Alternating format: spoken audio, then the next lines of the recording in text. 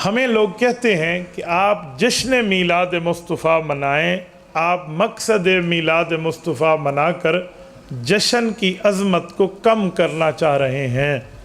میں پہلے اس جملے کو سمجھا دوں کہ جشن اور مقصد میں فرق کیا ہے، اور ان میں اعلیٰ چیز جشن ہے یا مقصد ہے۔ توجہ رکھنا، میں بنیادی طور پہ تقریر شروع کرنے سے پہلے تمہیداً آپ سے پوچھتا ہوں، اللہ نے اس دھرتی پہ ہمیں سلطنت خدا داد، وطن عزیز، مملکت پاکستان ایک نعمت کی شکل میں عطا فرمائی ہے۔ اس میں کوئی دوسری رائے نہیں ہے کہ ہمارا ملک ایک اعلیٰ قسم کا ملک ہے، 4 سیزن کنٹری ہے۔ 4 سیزن کنٹری بہت کم ہوتے ہیں دنیا میں، جس میں چاروں موسم ہوں، خزاں بھی ہو، بہار بھی ہو، سردی بھی ہو، گرمی میں ہو۔ آپ باقی ملکوں میں جا کر دیکھیں، آپ کو 4 سیزن کنٹری بہت کم ملے گا۔ یہ بر صغیر میں کچھ ملک ہیں، اور ان میں ملک پاکستان کا ایک نام ہے۔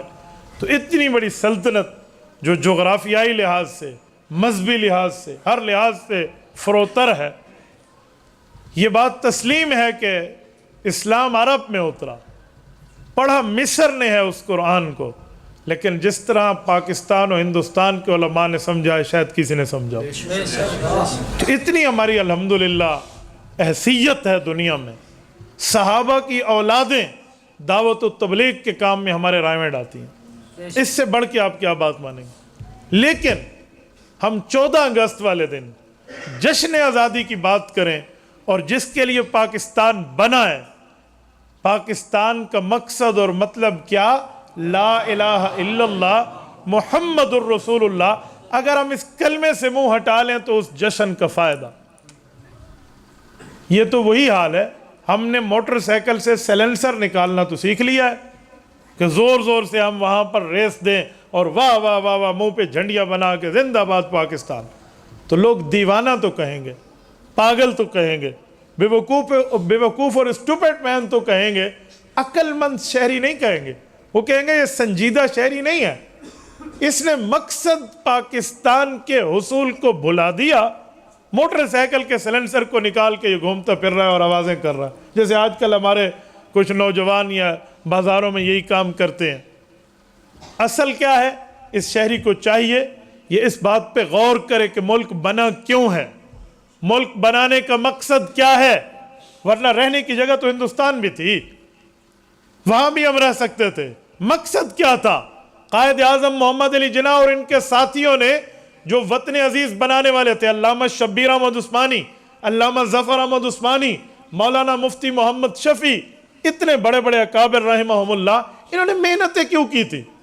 تو وہ ایک ہی وجہ ہے کہ ہم اپنی عبادت، ہم اپنے اسلام اور اپنے مذہب کا تحفظ کر کے اللہ کو راضی کر سکیں، یہ ہے مقصد۔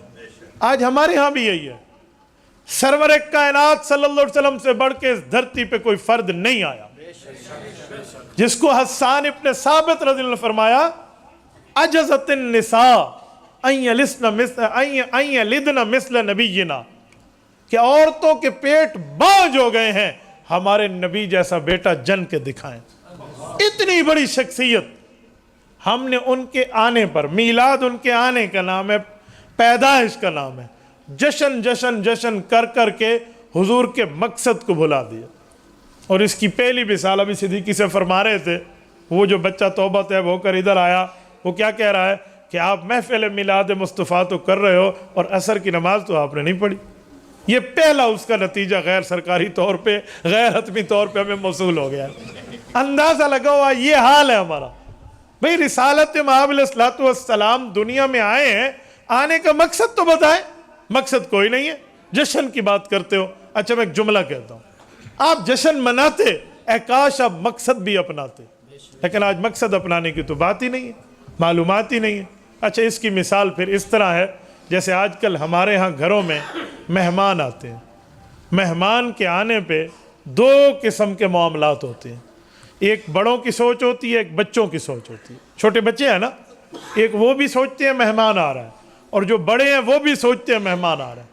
مثلا کوئی اللہ والا اگر آپ کے گھر آ رہا ہو تو سارے بڑے مرد اور خواتین کیا سوچتے ہیں کہ یار اللہ والا آئے گا، اس سے برکت لیں گے، کوئی مسئلہ پوچھیں گے، کوئی دین کی بات سمجھیں گے, کوئی قرآن اور حدیث کی بات سنائے گا, دنیا میں بہتر بنے گی, آخرت بہتر بنے. اور بچے کیا سوچتے ہیں, آج مہمان آ رہا ہے, بہترین کھانا پکے گا, زبردست قسم کا قورمہ ہوگا, ایسے مثالیں چمچے کڑچے ہوں گے, حلوہ پکے گا, اس پر کشمش ڈلی ہوئی ہوگی, اس میں بادام اخروٹ اور پرلم سب کچھ ہوگا, اس میں سارے لوازمات. تو بچہ جشن مناتا ہے, وہ کہتا ہے جی واہ واہ واہ واہ مہمان آ گئے, اسے کوئی اتا پتہ نہیں ہے کیوں آیا, کس وجہ سے آیا, اسے کوئی نہیں پتا. اور جو بڑا ہے نا, وہ جشن کیا منائے گا, وہ تو مقصد پہ نظر رکھ کے بیٹھا ہوتا ہے کہ بھائی مہمان کی برکت لینی ہے, مہمان سے کوئی نصیحت حاصل کرنی ہے, کوئی دین کی بات پوچھنی ہے. آج ہمارا حال بھی یہی ہے, ہم چھوٹوں کی خوشی والی بات کر رہے ہیں, حضور آ گئے ہیں جی چیزیں پکا لو, حضور آ گئے ہیں جی جشن منا لو, آقا آئے ہیں تو سج گئے نے گلیاں تے بازار. تو خدا کے بندے, حق تھا آقا آئے ہیں, تیرا دل اور تیرا دماغ سج جاتا, تیرا ایمان سج جاتا, تیرے اعمال سج جاتے. بڑوں والی خوشی تو لاتا, بڑوں والی خوشی نہیں ہے, بچوں والی خوشی ہے, چھوٹوں والی خوشی ہے. پکانے کے اوپر مینیو چیک ہو رہا ہے, بھی یہ پکائیں اور یہ نہ پکائیں, یہ پکائیں اور یہ نہ پکائیں. بھائی اس لیے میں کہتا ہوں مقصد میلاد کی بات کر, جشن میلاد تو بچوں والا کام ہے. کچھ تو بندہ سمجھے, اب تو آپ بڑے ہو گئے ہیں, بچے تو نہیں رہے. وہ امام سعدی شیرازی رحمہ اللہ 1000 سال پہلے کے آدمی ہیں. امام سعدی بہت بڑا آدمی ہے. وہ کہتے ہیں 40 سال عمر عزیزت گزشت, مزاج تو از حال طفلی نگشت. وہ 40 سال تو نے عمر گزار لی, لیکن بچے کا بچہ ہے, ابھی تیری عمر میں کوئی سنجیدگی آئی نہیں ہے. میں کہتا ہوں سعدی شیرازی نے تو ہولا ہاتھ رکھا تھا کہ تو بچہ ہے. مجھے امام سعدی اجازت دیتے تو میں عرض کرتا کہ حضرت انہیں کہو بچہ نہیں ہے, بچہ کھچا ہے بیچارہ, جس کا عقل ہی کوئی نہیں ہے. بچہ ہونا تو پھر بھی کوئی چیز ہوتی ہے, یعنی یہ عالم ہو. اچھا دوسری بات, ایک بات تو یہ, دوسرا مقصد رسالت مآب علیہ الصلوۃ والسلام کا اگر ہم سمجھیں گے, مقصد میلاد, تو خدا کی قسم کھا کے کہتا ہوں سب سے پہلے دین اسلام ہماری زندگیوں سے شروع ہوگا.